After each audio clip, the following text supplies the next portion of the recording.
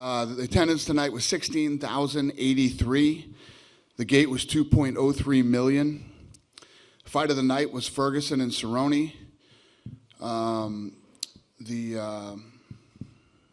other two bonuses went to Shevchenko and Cejudo. And then tonight there were 6 transports.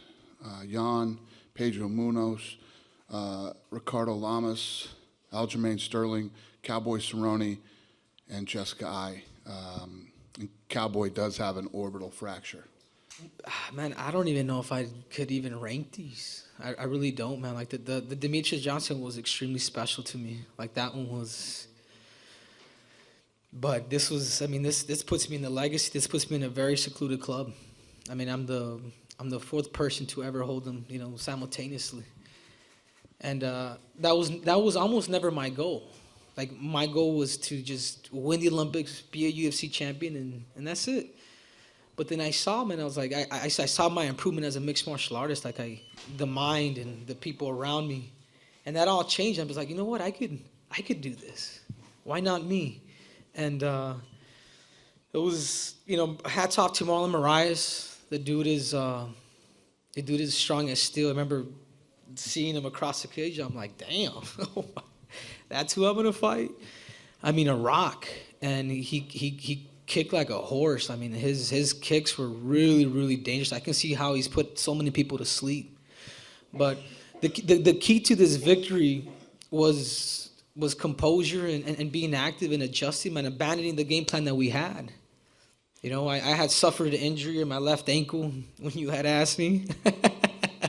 I said it was the right knee. But I had suffered it on Tuesday night, like the first night that we got there. The UFC mats, they weren't, kind of some cheap tape. And I stepped on the crack, which I thought it was sealed together, and I sprained my ankle. So, the rumors were true. But I had to kind of keep it to myself, get therapy along the week. Hats off to Heather Linden for doing that. And I was able to fight through adversity again, going in with adversity and then getting kicked exactly where it was hurting. I mean, it was. I think that's also what makes this victory extremely special. Man, I'm very upset.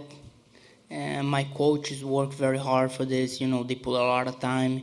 They believe in me. We train, and unfortunately, I lost. I lost the fight, and I didn't perform well like I was doing training. And let's go back home, and I'll be back, man. I'll be back, and I believe I'm gonna knock that door again. I think I did everything that I wanted.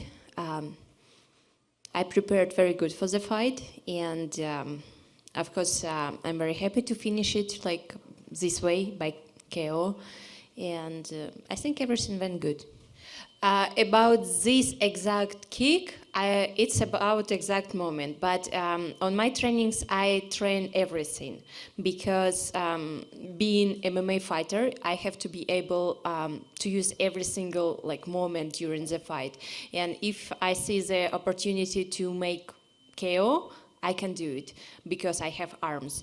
And if I see opportunity to make submission, I will be able to do it because I was training for it. That's why I think it's very important to train everything.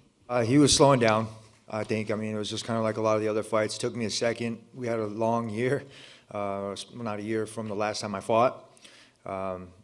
It's different. Maybe it took me a little bit longer to get used to it. Didn't feel like I was in the fight until I got taken down.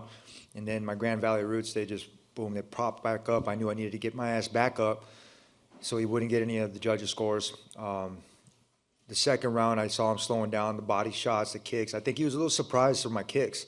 A lot of people, when they get kicked by Cerrone, they're going to start backing down. We already knew that going into this fight, so in camp, we knew that there was no backing down. We were going to go forward. I saw him, when he was throwing more punches, I started to slip, and I started to see his confidence kind of start to decrease.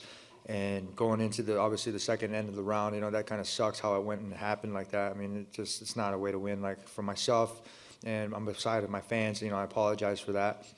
Going in the third round, I don't think it would have been any different. I was going to pick him apart with jabs. I was going to hit him in the body. I mean, literally, I saw his nose go from like red to clear to red to clear from all the shots. I mean, and even in the first round, I saw blood like off of my eye, and it started just dripping. I was like, keep your hands up, man. Like, what the, you know? But yeah, it was a good fight, man. I'm excited about the outcome. Listen, it's unfortunate because he did hit him after the bell, and it sucks when that happens.